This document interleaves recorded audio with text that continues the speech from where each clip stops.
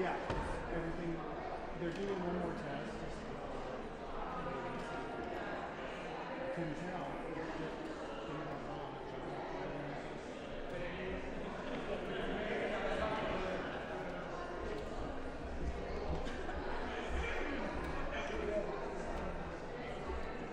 Aren't they?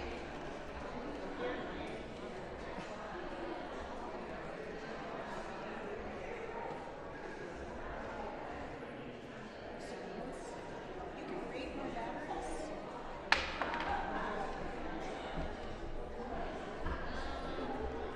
They are not. Go ask Dave.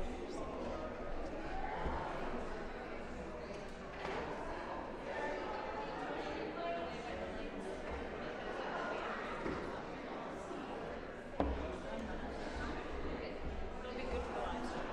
Yes. They come down today. Yes. And we're not done yet.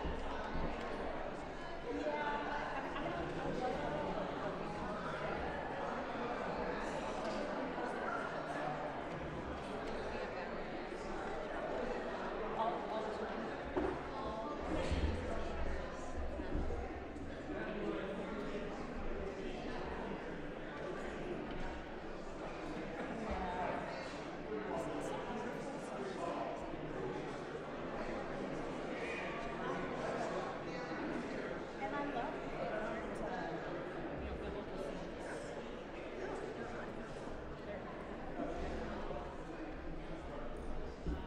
Before you start, take a picture of you rather than snapping one. please do.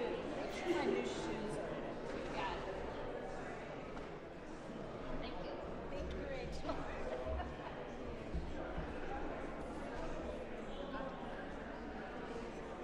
No, yeah, you did.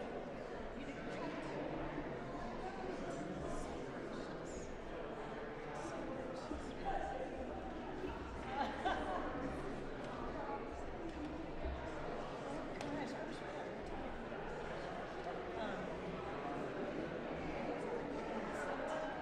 Did you ever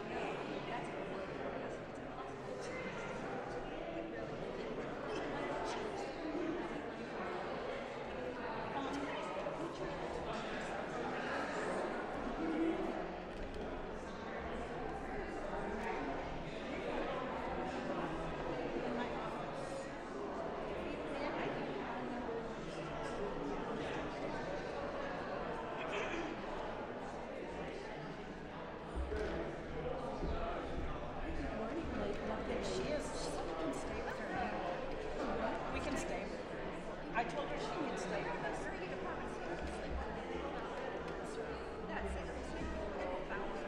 Yes.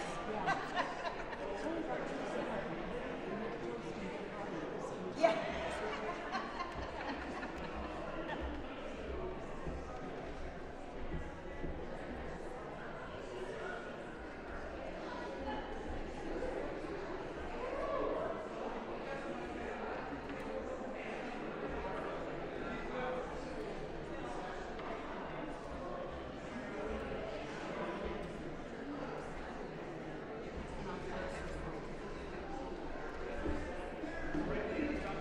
Is it time? Why don't you just do a quick intro? Is that okay? Yeah, that's fine.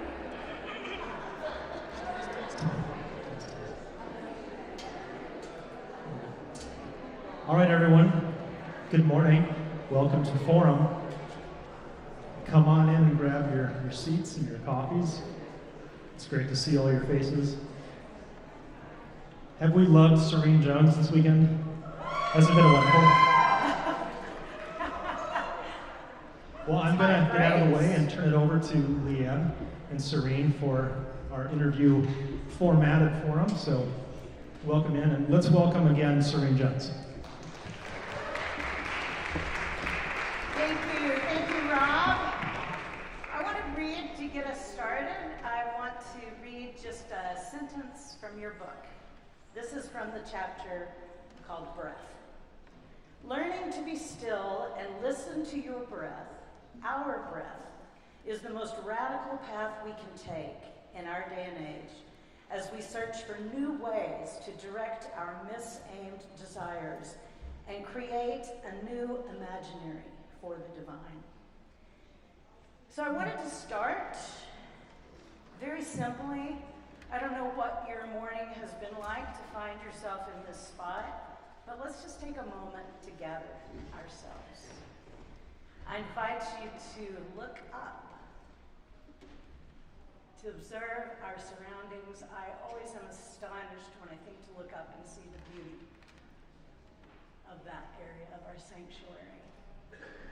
And then let's take just 1 minute of silence just to breathe. And I'd appreciate everyone's silence during this time. Set an alarm. No. Set a timer for 1 minute. Okay. Breathe our breath together.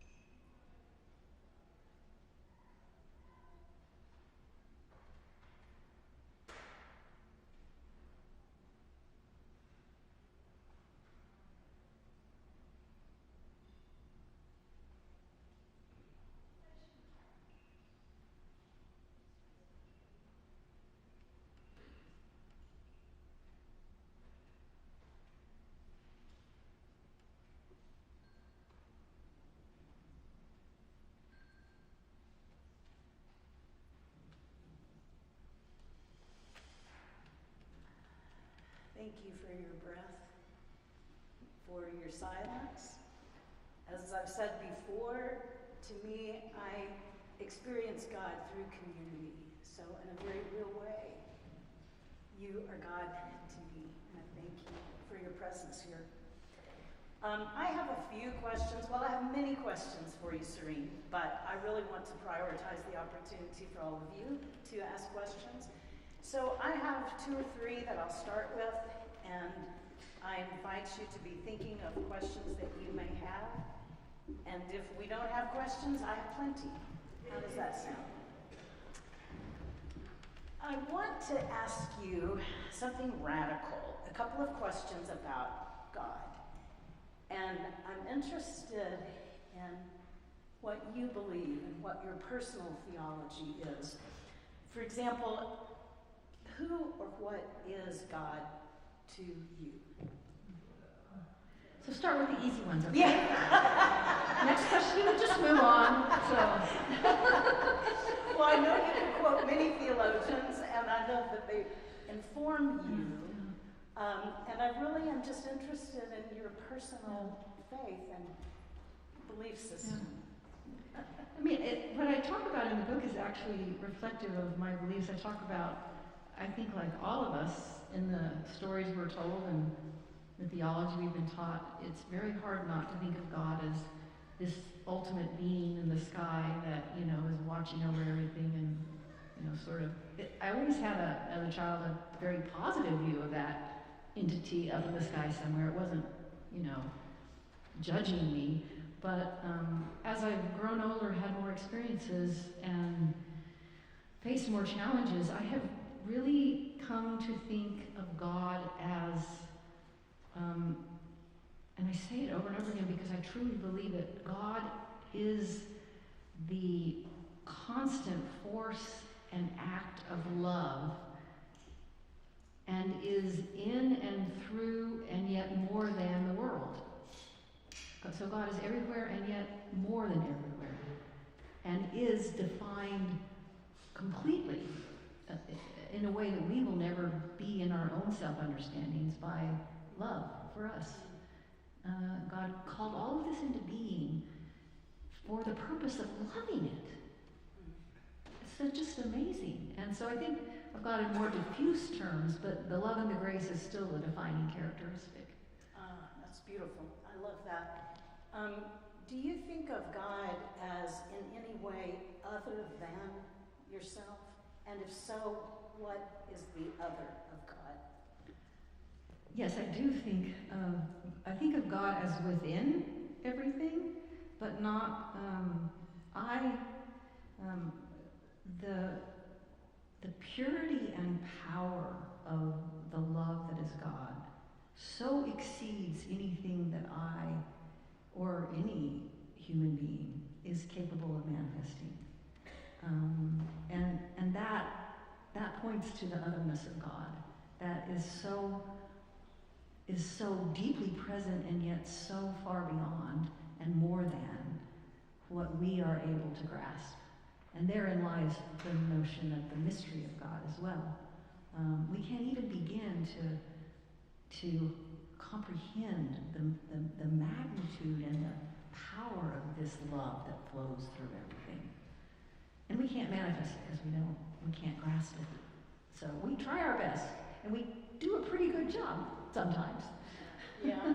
So would you use the word source? I'm listening to how you're describing it. Yeah. Is that I think fair? of God as the force that calls everything into being, that sustains it, and that gives it direction. I think God creates all of us and is creating us in every moment. That's what it means to sustain us, is to keep creating us. It's like we keep being held, and it is in love. So yes, the creator, sustainer, redeemer part makes total sense to me, although at this point in my life, different than when I was a child. I mean, the redemption is the power of that love and how it can transform our world. And in a sense, we have already all been saved by the mere act of being created and given life. Creation, sustaining, and redemption are all one and the same moment, and yet different features of it. Beautiful. The word beautiful, I loved someone asked you a question yesterday, and you spoke of your time in India and in places in the world and where the church, you said it better than I can remember it right now, but talked about the beauty of God, the beauty of God as a real transforming dynamic. Can you say more about how you envision the beauty of God, or even what that word evokes for you? What do you find beautiful? That was such a wonderful question yesterday. For many people from Catholic to Orthodox, so Protestants tend to think about our relationship with God, and our lives are not becoming more and more God-like, but we can do a better job in the course of our life of living into the life that God has given us. But in these other traditions, from Catholic to Orthodox to the Syrian Orthodox to the Coptics, the Martoma around the world, really understand our relationship to God as God is best grasped not by words, but by the feelings evoked of awe and of wonder and of being overwhelmed by beauty. And the course of your life is a process of being pulled towards that beauty. They put a lot of focus on desiring union with God. And Protestants don't talk a lot about desire. You know, old Augustine kind of chopped that off there and made that, something that we're not supposed to talk about. But in these traditions, desire and beauty are so vibrant and alive. And that has opened up for me in my own life much more attention to finding beauty in the world and beholding it and just marveling at it in awe and wonder. I think wonder is one of the most sacred dispositions that we can hold. You and I are about the same age. We were raised a couple of hours apart. You in Oklahoma, me in North Texas. And in my experience, I mean, our church traditions were different somewhat, but in my experience, pleasure was suspect. That idea of pleasure as a thing that that God evokes in us is, I don't know, we don't want to be pleasurable. Okay. Yeah. I just want to ask, I have to ask the question, well, if we're not supposed to have pleasure, why did God create us this way that we have pleasure? We're supposed to believe things. We're supposed to believe and do things, but not just simply have pleasure of the wonder that is our existence. I know it doesn't make sense. Yeah. And also I think it's that just our thoughts, at least the tradition which I was raised, it was about how we thought about God, a real disconnect from our body in any way. Your book, Call It Grace, you've written more than that one, but that was the one that many of us read and discussed. It's organized in terms of 4 stations, the 4 sections of the book. And I wonder, can you imagine a 5th station that would cover the period from the time you finish the book up to present? Can you imagine something like that? How might you describe that? What might you put in there? Oh, such a good question, because I'm going to do that. Are you? Good. It may not be called the 5th section, or I could just entitle the book The 5th section. Yeah. That would be provocative. There's your time. The editor will love it. My father was still living when I finished this book, and he passed away several years after I finished it. And I just have to share with everyone that I read it out loud to him, and he just wept the whole way I read it and said it was beautiful. And he said so powerfully, he's a theologian who wrote books, and he said, "You wrote the book I could never write. I could never write that book. Thank you, Serene, for doing that." And that's why, Jim, being in your presence has just been so powerful for me. So thank you. So the 5th part, I think the biggest part that I would add is how I have been transformed by 2 things. One, the interreligious conversations and life that I have been involved in, especially my encounter with Buddhism. And I have a lot I want to say about that, about how it opens up parts of Christianity that have been lost. And then, secondly, when I finished this book, and I write a lot about politics in this book, but I could have never imagined that we would so quickly be where we are today. I mean, it's just was unimaginable, and this book wasn't finished that long ago. And so I wanted When to... it was published in 2018, maybe? Yes, 2018, right? yes, yeah. Right before COVID, so a lot has happened. Yeah, a lot has happened. And in particular, I want to write about things like AI and what I call techno-fascism, and these things that are emerging that we couldn't have even imagined, but are going to have and are having enormous impact on what it means to be human living on this earth. And so those 2 things I really want to address directly. I'll read that book. Okay. Section 5. Yeah. Sounds like a space odyssey, doesn't it? You know, Station 11. Yeah. That's good, isn't it? We're ready to open it up for questions while Rob, is there anyone that has a question right while Rob has a microphone? And while you're thinking of it, I'll ask you a question that has nothing to do with God or theology. What would a perfect day be for you, personally? What would you do on a perfect day? Oh, well, I know Jim will like this answer. I would wake up and go fishing. Oh. Particularly fly fishing, and I would catch a really beautiful cutthroat in a high mountain lake, and then get on my horse and go back to my camp and eat it for dinner. With my friends around me. That sounds pretty sweet. Yeah. Audie Rose. You're not into catch and release? Well, I do catch and release Don't put her a on the lot, spot, let her eat her but I fish. keep, the only ones I keep are the ones that I actually eat, so.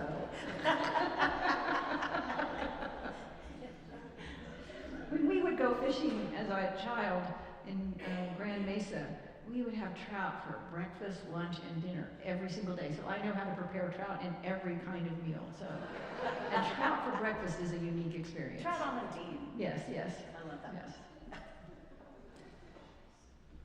Hello. We touched base briefly on Friday about the importance of interspiritual and what you call interreligious. You mentioned also how the presence of the Buddhist practitioners and two-parters, I forget what you call that, have influenced Christianity and Christian tradition as much as Christian is influencing the other way. The question Leanne asked you was your sense of God and the spaciousness. I hear the Buddhism behind that.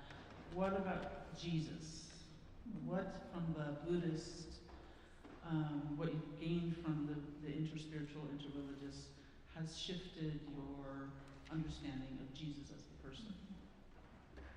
So, one thing that is so interesting being at a seminary that is increasingly interreligious is that it doesn't matter what spiritual or religious tradition we're engaging in conversation about. Across the board, everybody loves Jesus. I mean, it's the stories, the message, the power of, and this is where Buddhism comes in. The Buddha said that life is suffering, and the centrality of the suffering of Jesus in solidarity with our suffering and the grace that is in that. And how also, when you begin to see it through the eyes of Buddhism, which talks a lot about having a non-dual view of the world, that we can't simply divide everything up into right and wrong and this and that. How Jesus in his life and in his death and resurrection is undoing all of the dualisms. In fact, he keeps going and talking to people who are on the wrong side of the cultural dualisms that have been built. Even, he's talking to the poor and the sick, but then he also goes and talks to the despised tax collector.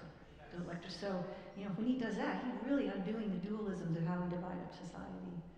And then the other powerful thing has been the notion of dependent co-arising, which captures the sense of breath that I was talking about, that we really are not separate entities, but radically interconnected life. And that the ability to see the world more clearly coincides with the ability to get out of our own delusions of self and see the world for what it is in its interconnectedness. Those are like fundamental Buddhist principles. They struggle daily to live into that. And through meditation, through long sits, through practices, through community, and it's awakened in me a renewed sense of that presence in Christianity. I would add the in-depth in-touchness with creation, which you've also touched on, is in both the Buddhist teachings and Jesus, but it does get missed. Thank you. Yeah, it's all, when we say interconnected, it's not just people, it's the whole created.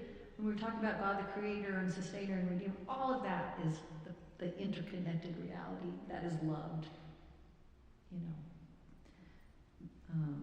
It's created in love. Thank you for that question. So I want to piggyback on Leanne's first question and on what you described as your dystopic side. So We share that too. I think many of us sort of wrestle with the definition of God and what it means. So I'm sort of thinking, okay, God is love. life is suffering, I see a lot of just neutral destruction, just, so I'm trying, how do I fit that all into a definition of God? Because it's not all sunshine and roses and love, it's a lot of struggle. I think one of the powerful things, in getting back to Jesus, is the picture we have of, or given, the story we're given of God incarnate is not the story of a rosy picture of love. I mean, it is a man who walks across the desert, who is saying radical things that the authorities don't like, who's betrayed by even his closest friends, who ends up being tortured to death by the empire. And the message of love that comes through that is not that life is rosy, but that even in the depths of suffering, love persists. Now, what does that mean? It means that it actually gives you, if you know that all of this is held in love, it's kind of like you have it's not a dual vision, but you have a double vision of things all the time. The way we're experiencing it in the delusions that create harm, and the truth that is sitting right there on top of it, which is the love that is the truth about all things. And those exist simultaneously, constantly. Even Jesus is at times quite dystopic.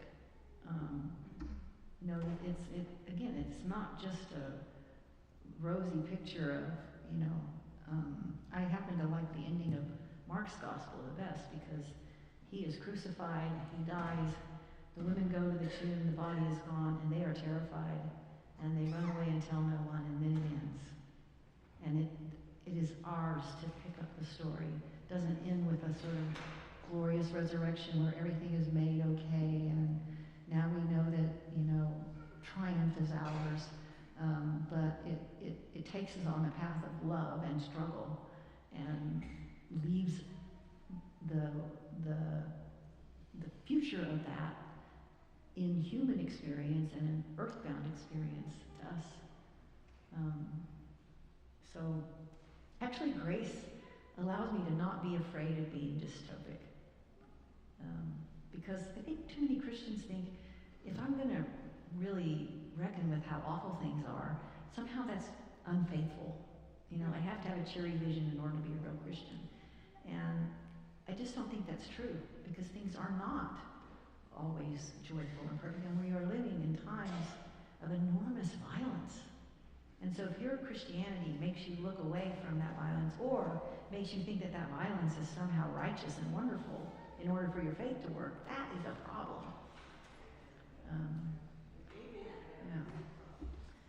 Could God be a sense of wholeness, of all of that is always there? Art. Thank you, sir. Questions? Any other questions on this side?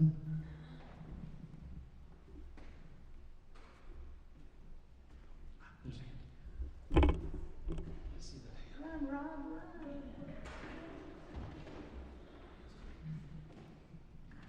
Thank you, Serene and Leah.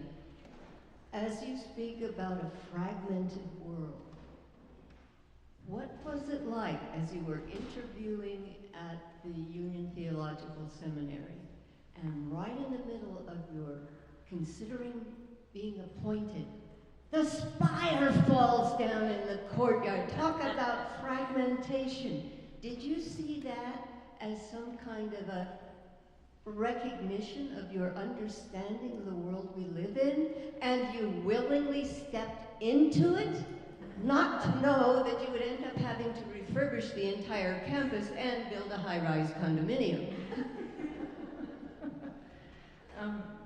Yes, that was quite a moment.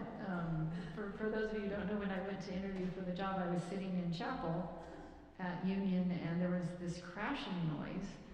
And I had come from a campus that was very wealthy and was always renovating things, so everything was always crashing, and there was always construction noise because it was being redone from top to bottom as a large university. So I thought, why is everybody running outside?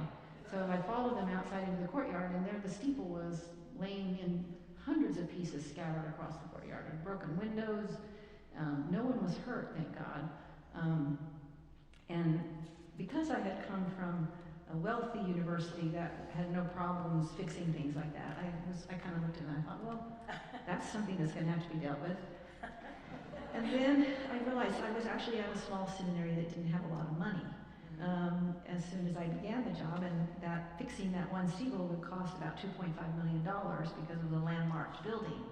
And so I swam smack into the reality of what it takes to maintain a campus. And as I've been now ready to be stepping down for the presidency in July, people have asked me, what do I think about my time there?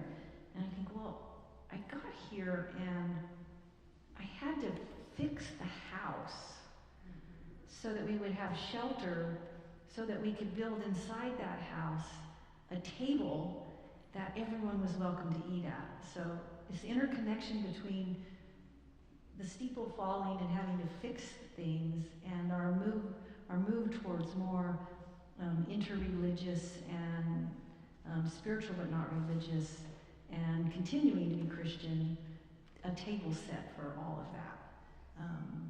So people said after the spire fell, and this goes back to, the complexity of life, he said, well, it probably means either Serene Jones has come to destroy everything, or she's come to fix everything. We don't know. Let's wait and see what happens in the next 18 years. So.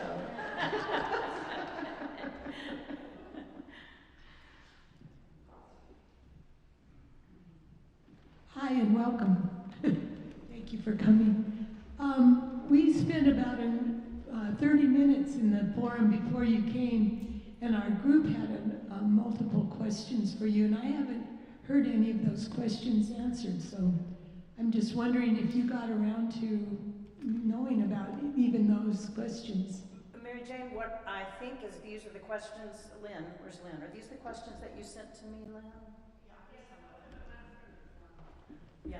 So I have about 11 or 12 different questions that were generated from there. Is there one in particular you're thinking of you'd like to ask, or shall I just pick one? Oh, I wanted to know, I know you just briefly touched about being religious and not spiritual, or spiritual and not religious, and can you go into that just a little bit more? Yes, it's interesting. The way you put it, I think there's a lot of people out there who are religious but not spiritual, which we don't usually talk about that very much. People who go through the motions, but when it comes to their interior world and the way they live in community and move about, does not bespeak a rich spirituality. Religion has become a structure for them, a series of motions, but not connected to a deep sense of meaning. But more and more at Union, as I think in the United States now, if you were to count people who describe themselves as some form of spiritual but not explicitly institutionally religious, it's the largest sector of people. There's more of them than there are, for instance, evangelicals. And I see that in my own students. What's interesting at Union is students come as spiritual but not religious, and they're coming from oftentimes religious experiences that have been harmful for them. But at Union, as they begin to see what is possible within spiritual community, many of them leave seeking ordination, seeking to become priests, seeking to become imams, rabbis. It's so interesting to see when they're given a different view of what it means to be in community, and they see the power of the networks that religious infrastructures give us to work together. They realize that, they're all at Union community organizers, but they realize you're not going to get very far if you just go out there and start trying to fight the powers that be with about 6 people, you know. But these networks of religious communities and spiritual communities actually amount to something, and they sustain us, and they give us more capacity to move forward together. And so it's interesting to see how many people graduate headed for some kind of ministry, coming in thinking, I like philosophy and spirituality, but this religion stuff is for the birds. So we try to make it interesting and show them how interesting it is. Yeah, if you're not part of a community, then you don't have the chance to explore and deepen. I mean, you have some chances, of course, but there's a dimension of that can only come with community, the nurturing of that spiritual sense. Plus, you burn out really quick if you're engaging in the work of world transformation if you don't have any spirit under there. Yes. You last about 2 years before you start looking for that job on Wall Street. Yeah. Which is nothing wrong with John Wall Street, but you don't last very long in the trenches. Yeah. I've got a question, Dr. Jones. So just how many points on the tulip scale are you as a Calvinist anyway? What was the question? On the tulip Calvinist scale, I'm just wondering how many points, how strict are you with Calvinism? Well, it would depend on how you read Calvin. So I like to think that of all the major doctrines of Calvin,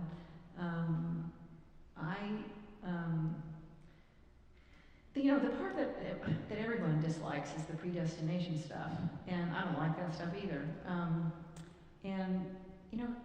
Of the thousands of words that he wrote in the Institutes, there's about 5 pages devoted to predestination. And he says, this is a really dangerous doctrine, so you should never assume that someone is predestined to hell, because we have to live in the hope and the knowledge that God loves everyone and there is no hell. And secondly, you should never preach this. This is not to be spoken of, and it is not to be turned into a weapon. And that is exactly what happens. But did he believe it? He believed it sort of like I was talking about yesterday. He believed that predestination as a theological concept, if we understood what being predestined to hell looked like, we would find all the more relief and glory in the reality that we're all already, this is like the unmerited grace, predestined for glory. So it's sort of like the counter that shows the glory of the glory by juxtaposing it with what could be, but isn't. And that's why he says, don't preach it, don't use it as a weapon. This is the purpose of this doctrine, is to lift up the glory of God in God's love. Do you believe in hell, in an eternal hell? And if so, how can that exist with unmerited grace? No, I don't believe in eternal hell. I mean, I think hell is a good word to describe moments of living on this earth. That when that Bob Dylan says the line has been drawn, the curse has been cast, it just sent shivers through me. So I was reading that last night. I was like, man, we are living in a moment that's pretty close to what hell must look like, in terms of seeing things collapse and the valorization of violence. But no, I don't think there's some eternal hell. And even when it comes to heaven, I believe that in love we are held eternally, but I don't have any idea what that means. And many people are surprised how many Christian theologians, when it comes to the topic of heaven, just don't say anything. They're going to say, look, God loves us. And we have to sort of live in the trust of what that means. But, I mean, probably the most significant theologian of the 20th century, Karl Barth, said, but it may well be that we just die, and that's fine. That doesn't shorten the love of God. We are stardust, and we are connected, and we return eternally somehow. But some kind of continuation. Yeah, but we don't know what that is. We don't know. We don't know. And it's making peace with not knowing is a really sweet spot, and we can achieve that. And hell, the threat of hell is such an awful weapon. It is like a bludgeon It was just used to destroy people's lives. It is. If you don't fit in, then you're going to hell, and it's a horrible part of the Christian tradition that has used it that way. Yeah, amen. Judith, are you next? I'm an aging hippie, and last Aren't we year, all? I mean, I'm trying to... so last year our church voted to become a climate justice church, and I've been really moved and had the opportunity to meet two women who went to seminary together in San Francisco, both to become Episcopalian priests, and one of them is the one who started Interfaith Power and Light to be more energy efficient. So I don't know her, but I admire her. But I did have the honor of meeting another woman, Honoré, who started a campaign to have people eat real food, and going back and investigating the original grains from the land that Christ came from. And we all know with all this new emphasis on food that eating real food is really significant. So she has started this Honoré Mill thing that's spread really wide across the country, and it's kind of exciting. I happen to have the opportunity with my daughter, who's a good farmer in California, to work on one of those fields with hand scythe collecting grain, and I'm really moved by it. So I'm really sort of committed to this notion that at church we should be eating real grains that are organized. So how committed do we need to be to this whole notion of climate justice and paying attention to the earthly world that we live in and making it better, not just for us individually, but collectively? Where does climate justice fit in with your beliefs?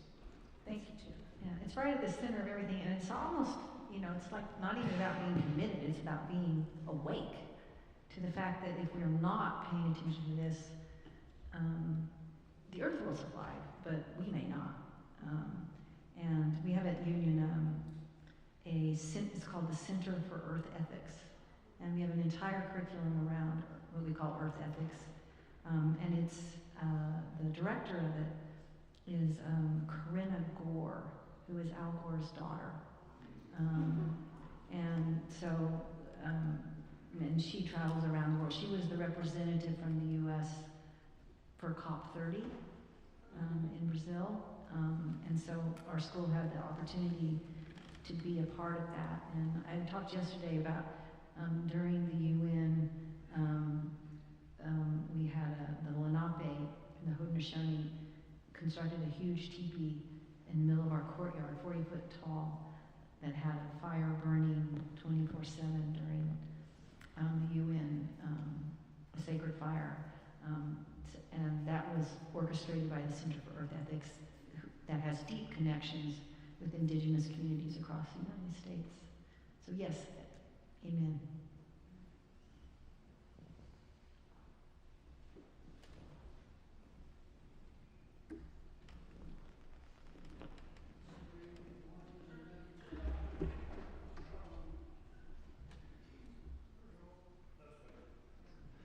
Can you hear me? Yeah. Okay. I can't hear myself. Thank you for being here. I've enjoyed your book, and picking up on a comment that you had earlier on, you had a wide variety of experiences in different religious constructs. Would you consider yourself, as Borg puts it, an A-theist Christian? Or would you count yourself more in depth in the theology of Christianity? Or are you more oriented just with the contact with God and not the theology? I think I'm just an old-fashioned Christian. I mean, really, that is who I am. I happen to have the privilege of being a theologian who gets to study what that means and see the breadth of possibilities held in that. And in fact, in a way, the more old-fashioned you are, the more radical you are in terms of going back, radical being root. I'm just old school. Hi, Dr. Jones. I had a professor in seminary who would make us sing a song, and we would have to march around our desks. and it was based in depravity and inherent baseness. And I'm wondering, I don't come out of the Presbyterian faith tradition, and I'm not very familiar with John Calvin, and I'm wondering if those two terms are rooted in Calvinism, and if you could speak to those. I'm wondering if you could sing that song. It was quite fun. I won't torture you with my voice to sing it. It was fun.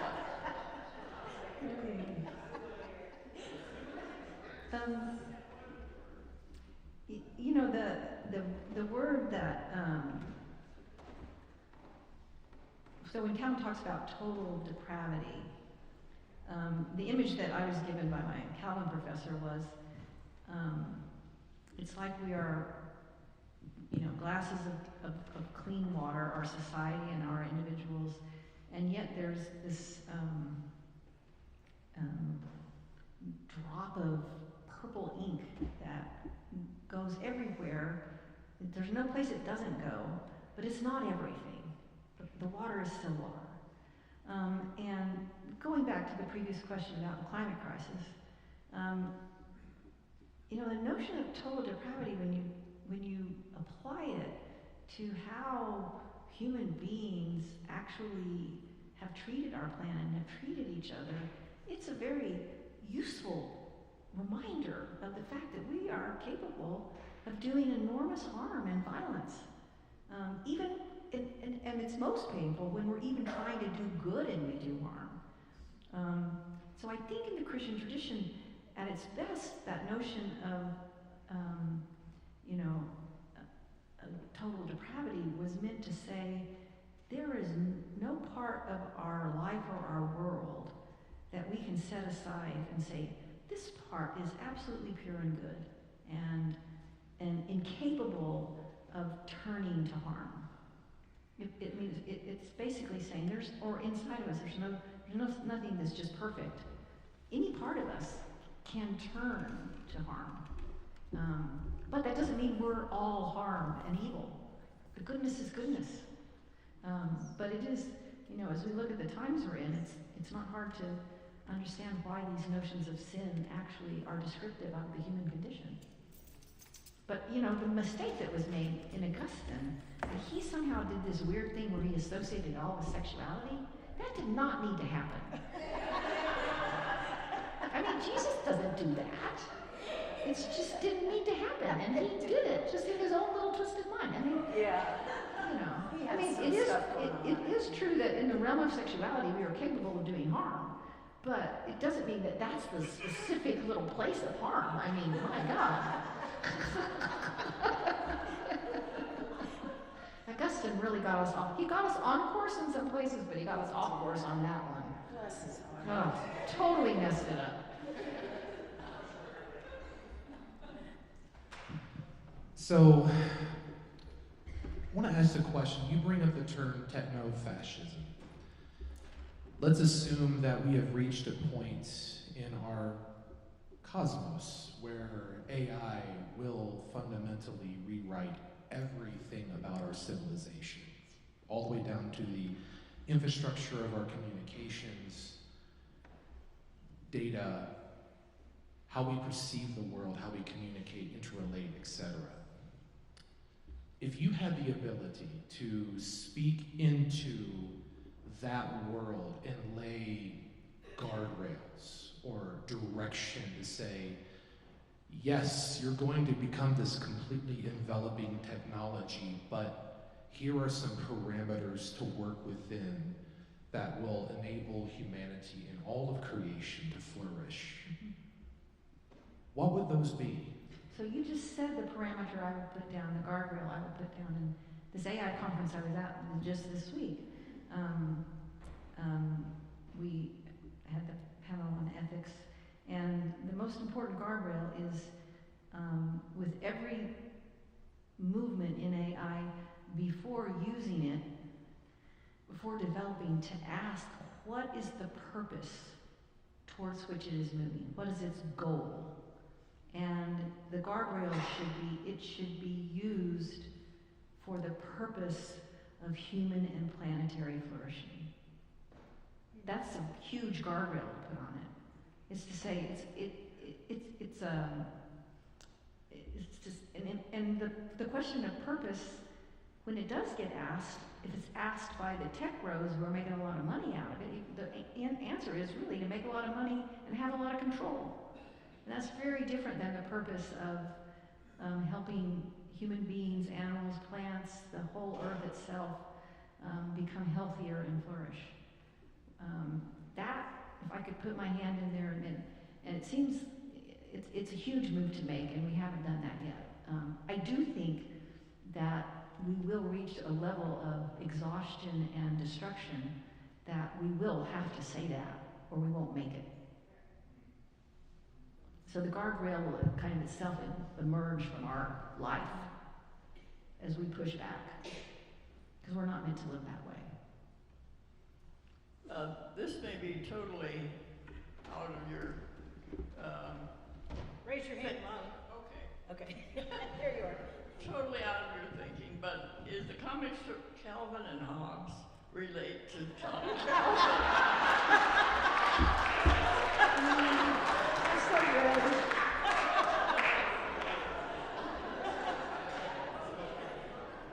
That's a great question.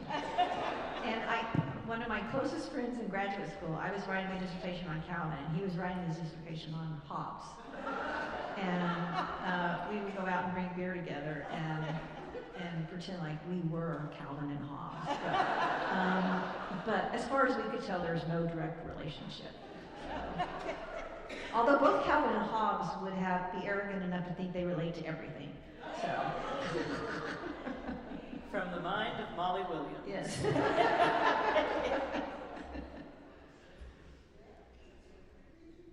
Any questions in the founders room? Any hands over here? All right, I get a question right here from Mark. And I'll just say, let's end the questions at about 10:40, so we have just about 6 minutes left. Okay, I'll try to be brief here. M. Scott Peck talks about 4 levels of spiritual growth. And the first 2 are very much structured levels for people to go through. And they are always needing some form of authority. And then the 3rd and 4th levels become, 3rd level being more ability to deal with nuances and think seriously, and then the 4th level being spiritual and almost mystical. In religious history, Christianity's history especially, it's always a matter of who's controlling the 2 levels. Most people, unfortunately, want to be led. They don't want to have to decide. They'd rather someone make the decisions. So it comes down to authority.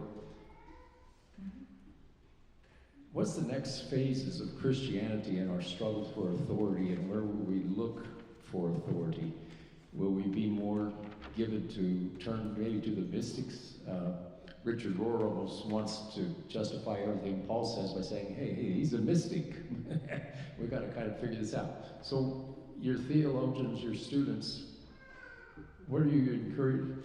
How will they go forth from your school to pastor, and what will be their authority that they will draw people to the messages that they want them to have? I hope that makes sense. That's a great question. So the question of authority in general is good, and it goes back to the question also about AI, because we're never going to be able to put those guardrails on until the side of authority to make the decisions about what it's used for shifts away from a small group of billionaires to a more democratic context. And so I'm just returning to that question. But I do think that now I see in every single one of the students that comes to Union a yearning for more spiritual practices and more attention to the contemplative and the mystical. And there's a way in which you can use the contemplative and the mystical as a way of escaping reality. Like I'm going to go into the mystical space because it's really hard right now and I can't do it. But in the Richard Rohr version and in the Christian history version, the mystical sends you deep into reality. and in fact sometimes plunges you into the most dystopic places you could possibly go. I think of St. John of the Cross, one of my most beloved mystics. I mean, he goes down as far as you can go and stays there. And that's where he finds the mystical experience, which is the experience of utter bereftness. And what does it mean for God to be there? So, yes, I think the contemplative and the mystical is the thing that is returning to Protestantism at this moment in time in a way that is really needed, so that our interior worlds have more resilience to them, and our collective world, our collective contemplative and mystical. You know, I don't think of mystical. I mean, it has the word mystery in it, so it's more open to the mysterious, but it's also, the mystical is that place where we open the box of our imaginations and we let it run free, and sometimes we discover things that are true and real that we haven't allowed ourselves to imagine. And our imaginations are going to have to be in overdrive for us to get ourselves out of this mess that we're in, our theological imaginations. And so the mystical space is a space that helps us do that. Can I add to that? From the Buddhist perspective and interspiritual, I think this is true of Jesus as well, but Siddhartha, before he was known as the Buddha, the stories are that in the last moments before and after enlightenment, he was tempted by these kind of demon-like figures, in the same way that Jesus' stories about the desert were tempted, and Siddhartha point blank touched the ground and said, "This creation is my authority." So that is a direction I believe we are moving into, which climate change helps with. Thank you, Aniros. Do we have one more quick one? One more quick one. Yeah. I love Calvin and Hobbes, and I think Calvin and Hobbes are great theologians and philosophers, and I have all the books, and I used to use them when I taught my students. So I decided, because I was pretty sure that they were connected to the real Calvin and the real Hobbes. And they may be. I mean, so they may be in the writer, I don't know. So I Googled and asked that question, and it Speaking said, of AI. Yeah. So AI's going to tell us. Yes, the characters Calvin and Hobbes in Bill Watterson's famous comic strip were intentionally named after two historical figures, John Calvin and Thomas Hobbes. Watterson has stated that the names were chosen to reflect the philosophical nature of the strip, referencing the 16th century theologian who believed in predestination and the 17th century philosopher who held a dim view of human nature. Interesting. So see, I learned something there. Yeah. Thank you. AI taught you. The AI taught me something. So. But you notice he went back to predestination, which is not Calvin. That's what I was about to say. So, in your view, to clarify, predestination is, I mean, that's the first thing I think of when I think of Calvin in my inadequate study of him. You think he's sort of unfairly tagged with that? Definitely. Well, Yes. that's good to know. Yes. I'm glad to know that. Anybody who's in prayer shawl, would you please come up and join me? We have a gift for you, so I'm going to step over here. We have a really active prayer shawl. Lisa, come up here. Jane, Carol, yes. Some shy prayer shawlers. For decades, they very intentionally and prayerfully create these shawls as an extension of pastoral care ministry from our church, and they've made one just for you. If you wouldn't mind putting it on, wrapping it. I know it's not cold in here, but then I will offer. It really is beautiful. I will offer, or it would be great if one of y'all would read the blessing. Would you like to, Jane? Ooh, it's wonderful. And let me give you this microphone. It matches my outfit. You are. Oh, it's so beautiful. Do you know the National Prayer Shawl Ministry? My mother makes prayer shawls, so Okay. yes, I well, love to hear. Well, the one that we were invited by another church to go into was written by two women who were working on their master's degree, and I believe it was the Catholic Church. And so our beliefs and movements are based around them. And this is a prayer, the prayer of comfort. As you wrap yourself in this shawl of comfort, may the Mother of Mercy and the Father of faithfulness and the Spirit of compassion wrap you in their all-encompassing love this day. May you find comfort from all that appears too much to bear at this moment, from all that feels as if it might be a breaking point, from all that seems to threaten your peace of heart. May this shawl be a shelter for times of overwhelming grief, a shade in times of sorrow too deep for words, a shelter from times of unimaginable loss. May you be comforted by the presence of those who love and support you, by the faith of the eternal loving one, by the memories of what you hold most dear. May you be strengthened in your daily comings and goings, in your tentative new beginnings, in your unfolding new memories. Blessings of the angel of comfort be with you and all you love, and forevermore. Amen. Thank you.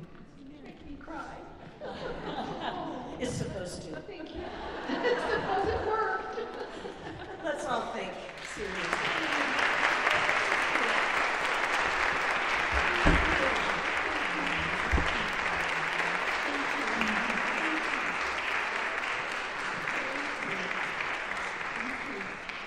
So worship will be starting at 11 o'clock, and we'll take up, there's some snacks in there. Ardith is miming me that there are snacks in there, so dig in.